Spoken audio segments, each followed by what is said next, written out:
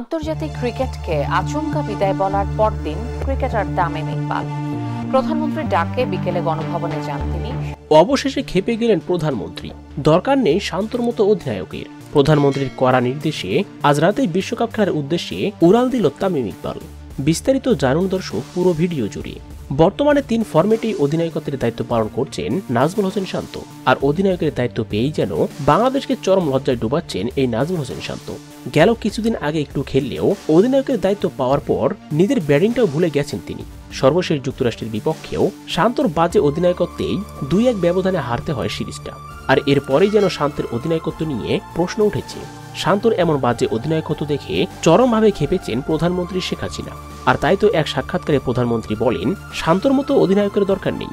বাংলাদেশকে লজ্জার হাত থেকে বাঁচাতে শান্তকে বাদ দিয়ে তামিমকে বিশ্বকাপের স্কোয়াডে অন্তর্ভুক্ত করা হোক এবং তামিমকে দেওয়া হোক দলের অধিনায়কত্ব। কেননা তামিম হচ্ছে দীর্ঘদিনের অভিজ্ঞ খেলোয়াড়। সে যদি বিশ্বকাপের স্কোয়াডে থাকে আমাদের ওপেনিংটা অনেক শক্তিশালী হবে এবং অধিনায়কত্বের দায়িত্বেও ভালোভাবে সামলাতে পারবেন। তো দর্শক, প্রধানমন্ত্রীর এমন নির্দেশের সাথে আপনিও কি একমত? কমেন্ট করে জানিয়ে দিন। এ নিয়ে আপনার মূল্যবান মতামতটি আমাদের ভিডিওর কমেন্ট বক্সে। ধন্যবাদ।